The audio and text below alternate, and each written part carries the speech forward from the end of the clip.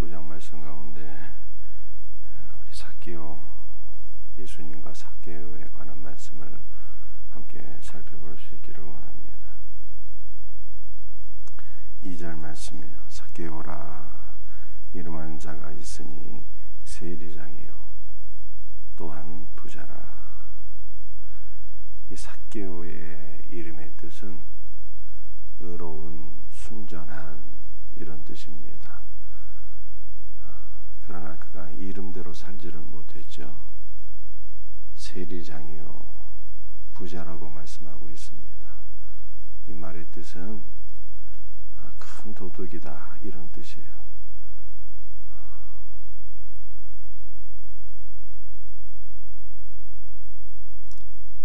이 삭개오는 이름과는 달리 불의한 방법으로 재물을 모아서 큰 부자, 큰 도둑이 되어버렸는데, 이 삭개오가 이렇게 이름과 반대가 되는 것은 오늘날 우리 모두가 예수 그리스도를 만나지 못하면 다 이 삭개오처럼 불의하고 악한 삶을 살 수밖에 없다라고 하는 것을 보여주고 있는 것이죠.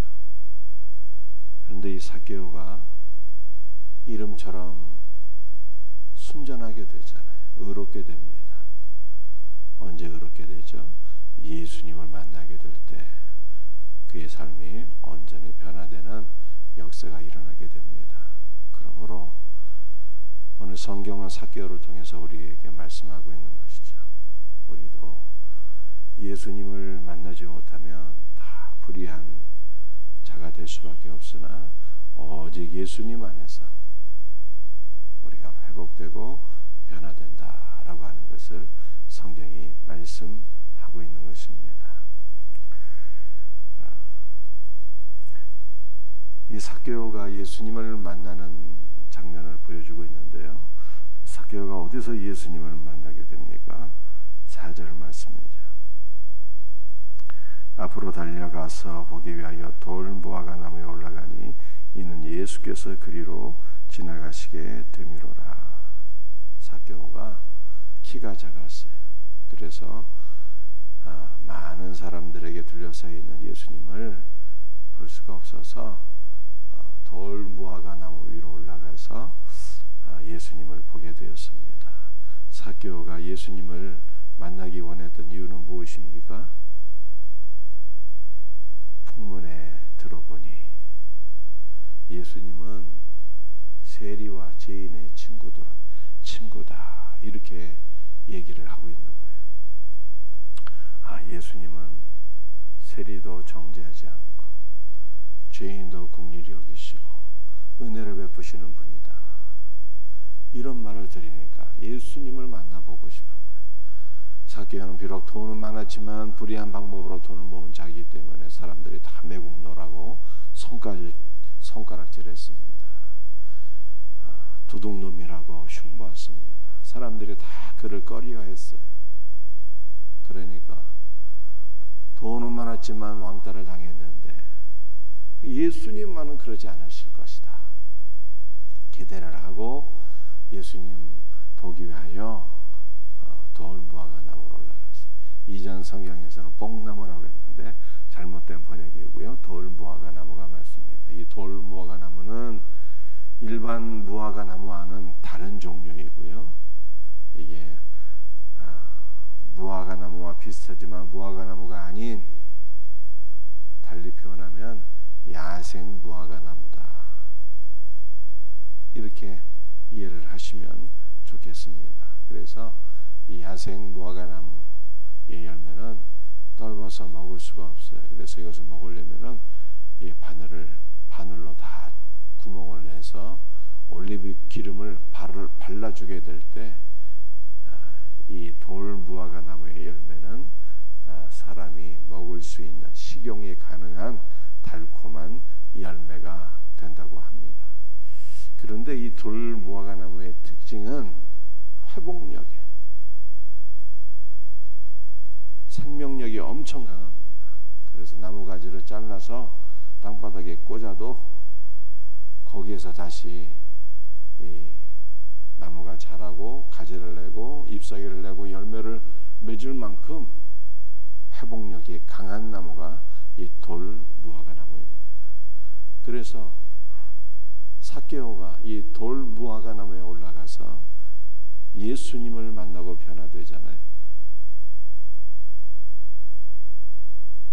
이것은 바로 이 돌무화과 나무의 특성이 회복인데, 강한 생명력인데, 바로 이 돌무화과 나무, 회복을 상징하는 돌무화과 나무에서 삭개오도 회복되었다라고 하는 그런 의미를 오늘 우리에게 보여주고 있는 것입니다.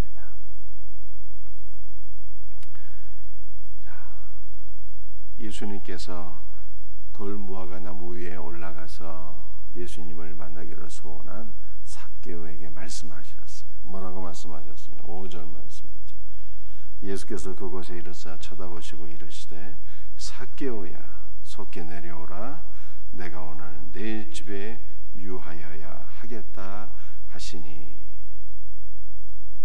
예수님은 삭개오를 정죄하지 아니하시고요, 삭개오를 주목하시고 예수님 만나기를 간절히 소원했던 삭개오의 중심을 보시고 예수님은 삭개오에게 말씀하셨어요. 삭개오야 내려오라. 내가 오늘 내 집에 유하여야 하겠다. 이렇게 말씀하셨습니다. 그러자 삭개오가 어떻게 했습니까? 급히 내려와서, 야, 역시 예수님은 다른 분이구나. 역시 예수님은 죄인의 친구라고 하더니, 죄인을 정죄하지 않고 긍휼히 여기신다고 하더니 역시 그 말이 맞았어 하면서 기쁜 마음으로 내려와서 예수님을 자신의 집으로 영접했어요. 그랬더니 삭개오가 8절에 이렇게 말씀하고 있습니다. 오늘 본문에서 8절이 가장 중요한 말씀이에요. 8절 말씀은 잘 이해를 하셔야 됩니다. 8절에 삭개오가 뭐라고 얘기했는가 하면은, 삭개오가 서서 주께 여짜오되 주여 보시옵소서. 내 소유의 절반을 가난한 자들에게 주겠사오며 만일 누구의 것을 속여 빼앗은 일이 있으면 내 갑절이나 갚겠나이다.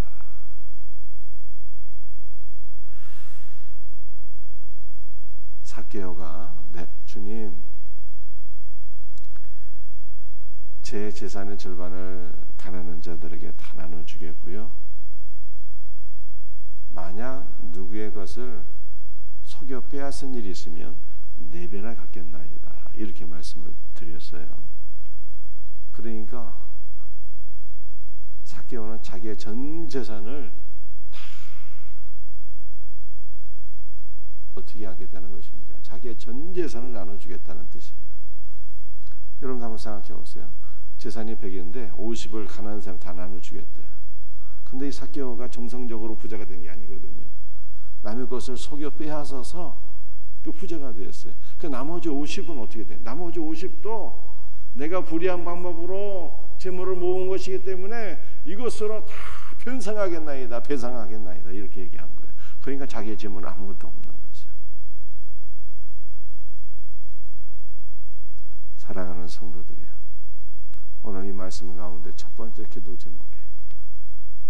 우리의 모든 것을 다 주님께 드리고 우리의 모든 것을 다 주님께서 점유하셔야 돼요. 이것이 참으로 복된 거예요. 여러분도 우리의 모든 문제 다 사실은 주님의 것이잖아요. 물질만이 아니라 내가 갖고 있는 모든 것들이 다 주님의 것이에요. 시간도 주님께서 우리에게 주신 것이고 우리의 몸도 주님께서 창조하시고 이 땅에 태어나게 하신 것이고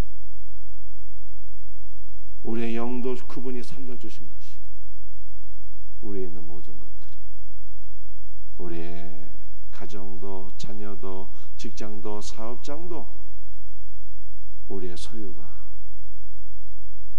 다 주님께로부터 오지 않으한 것이 없어요. 여러분도 우리의 마음도 다 점유하셔야 돼요.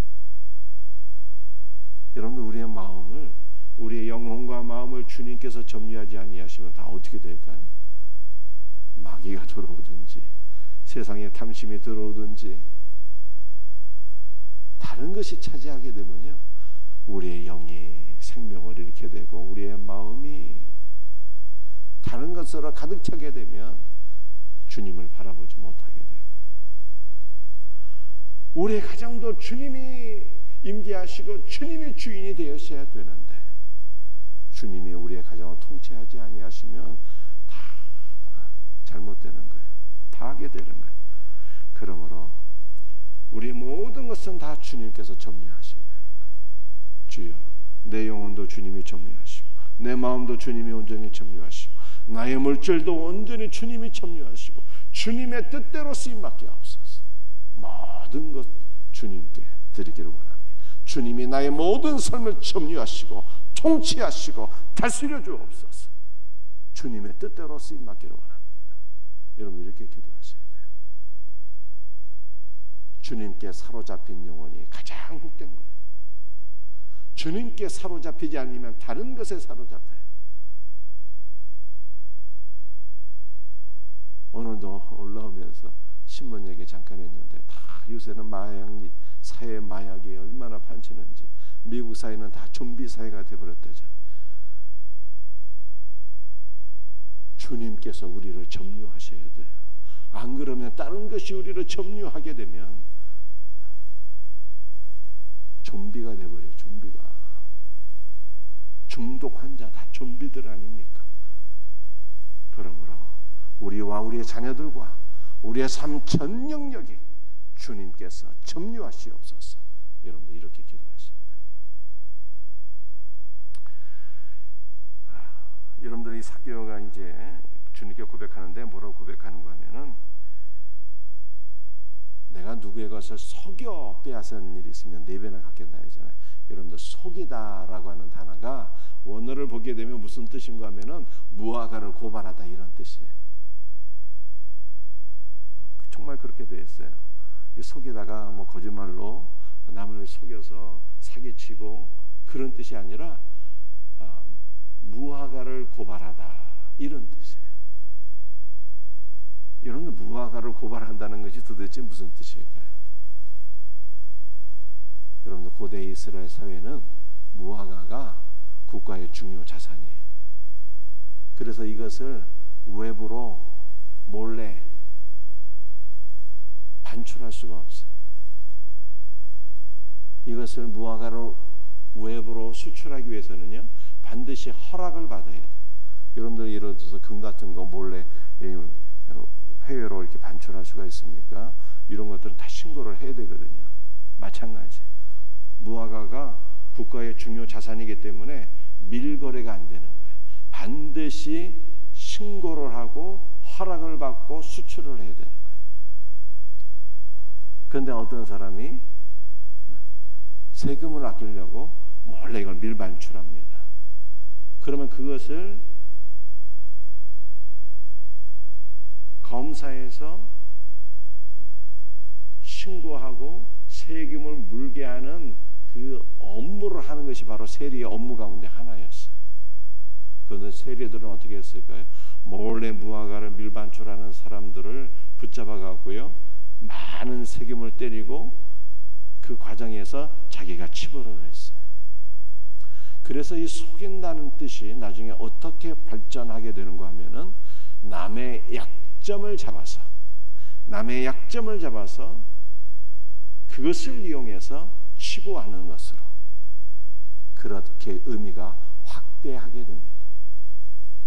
그러므로 이제 이 삭개오는 내가 이렇게 남의 약점을 잡아서 많은 세금을 매기고 그렇게 치부하며 살아왔는데 이제 내가 그렇게 남의 약점을 잡는 삶을 살지 않겠습니다 라고 고백을 한 거예요.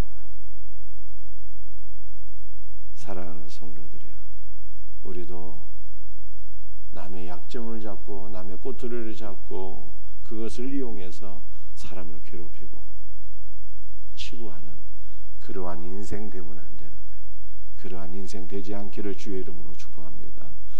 여러분들 이 삭개오가 주님께 뭐라고 말씀을 드렸는가 하면요, 주님, 내가 이렇게 남의 약점 꼬투리 잡고 치고 했는데 내가 그렇게 한 것을 회개하오며 내가 그렇게 한 것에 대해서 4배나 보상하겠습니다.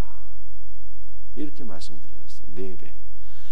여러분, 원래 이스라엘의 배상법은요, 남의 물건을 몰래 빼앗았으면, 재산에 피해를 입혔으면 원금을 돌려주고 20%를 더해 주는 거예요. 재산에 100만 원을 피해를 끼쳤으면 원금 100만 원을 돌려주고 20%, 20만 원을 더해서 120만 원 주면 되는 것이 이스라엘의 배상법입니다.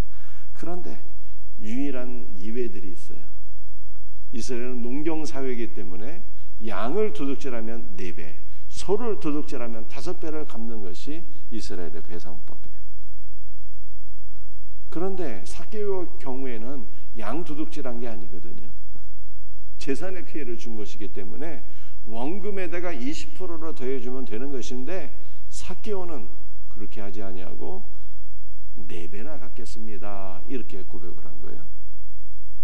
여러분들 여기에는 단순히 4배의 그 배상을 하겠다는 뜻만이 아니라 우리 예수님은 하나님의 어린 양이시잖아요. 보라, 세상 죄를 지고 가는 하나님의 어린 양이로다. 세례 요한이 그렇게 고백을 했어요. 그래서 4배를 배상한다는 것은 하나님의 어린 양이신 예수 그리스도의 풍성함으로 배상하겠다. 삭개오가 전에는 예수님 없이 살았잖아요. 이제는 예수님 만나서 예수님의 사랑과 은혜와 생명을 공급받았기 때문에 이제는 예수 그리스도의 풍성한 사랑과 은혜와 생명으로서 내가 배상하겠습니다, 이렇게 고백을 한 거예요. 사랑하는 성도들이요, 우리의 삶도 우리 예수 그리스도를 만나서 우리의 삶이 변화될 수 있기를 주의 이름으로 축복합니다.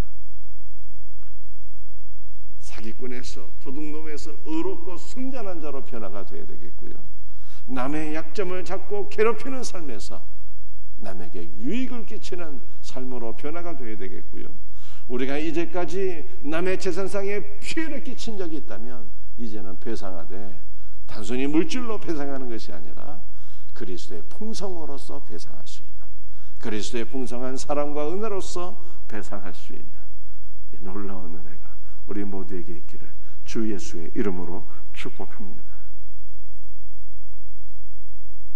그랬을 때 예수님 뭐라고 말씀하셨어요? 9절 말씀, 예수께서 이르시되 오늘 구원이 이 집에 이르렀으니 이 사람도 아브라함의 자손임이로다. 여러분들, 구원받은 성도는요, 자신의 믿음을 확증을 해야 돼요. 우리가 어떻게 확증할 수 있습니까? 의로운 삶으로 구원받는 것이 아니라 예수님 만나서 구원받은 거예요, 주님의 은혜로. 그런데 이렇게 주님의 은혜로 구원받은 성도는요, 반드시 변화된 삶으로 나가는 거예요. 변화된 삶으로 구원받는 게 아니라 예수님 만나면 변화되는 거고 회복이 되는 거고, 예수님 만나서 구원받은 성도는요, 다 이렇게 삶이 변화된 것입니다. 주님의 은혜를 나타내기를 원하는 거예요. 주님의 사랑을 실천하기를 원하는 거예요. 그러니까 사람 변화되는 거죠. 이것이 바로 우리의 구원의 확증이에요. 예수님께서 삭개오를 참으로 구원받은 신자로 인정해 주신 것입니다. 이 놀라운 은혜가 우리 모두에게 있기를 주 예수의 이름으로 축복합니다. 기도하시겠습니다.